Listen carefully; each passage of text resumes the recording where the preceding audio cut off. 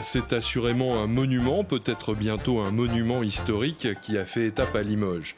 Au milieu du patrimoine ferroviaire limougeot, une vénérable CC 65000, la numéro 5 d'une série de 20, construite à la fin des années 50 pour remplacer les locomotives à vapeur. C'est beaucoup baladé. Bon, ce sont des machines qui sont juste qui ont été mises en place pour remplacer les locomotives à vapeur, mais ça a été aussi leur inconvénient.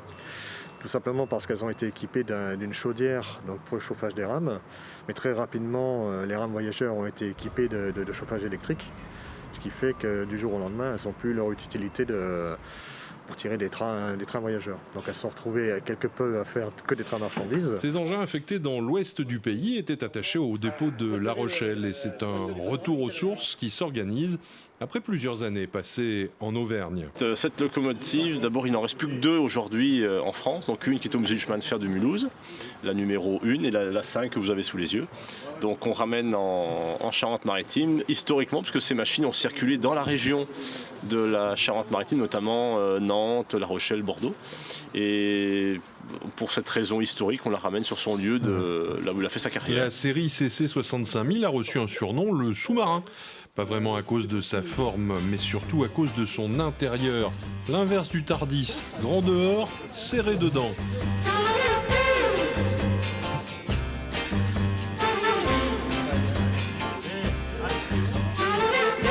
C'est un vrai sous-marin parce que regarde, pour changer de machine, tu redescends, et là tu as une porte frontale, et tu passais dans l'autre bécane.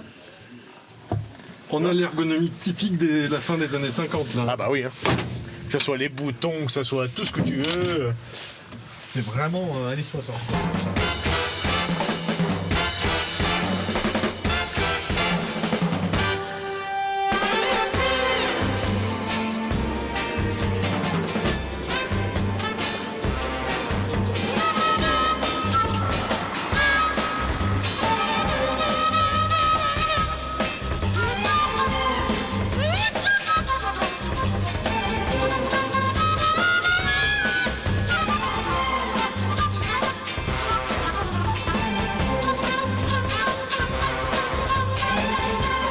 On regrette souvent d'avoir laissé partir beaucoup de machines historiques vapeur.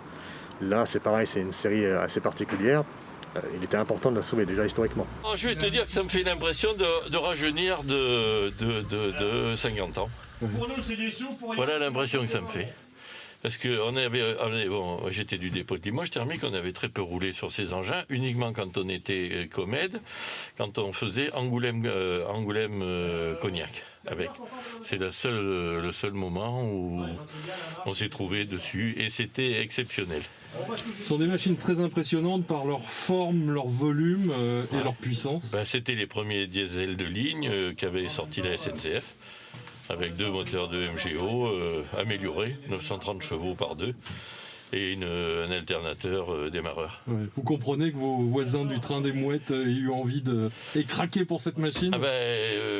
L'association des mouettes, on ne peut que les féliciter de conserver ce dernier exemplaire qui tournera peut-être un jour sur le RFN. Je leur souhaite d'ailleurs. C'est l'association Train des Mouettes qui recueille l'impressionnante machine.